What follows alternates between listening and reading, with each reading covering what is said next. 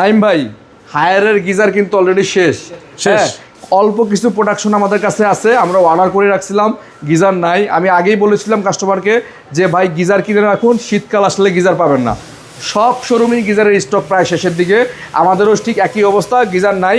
50 litre geyser, যেটা কিনা মার্কেটের সবচাইতে হাই প্রোডাক্ট গিজারের মধ্যে, যেটা কিনা পাওয়া যাচ্ছে না এই মুহূর্তে, অল্প কিছু স্টকে আছে, তাই দেখাই দিচ্ছি।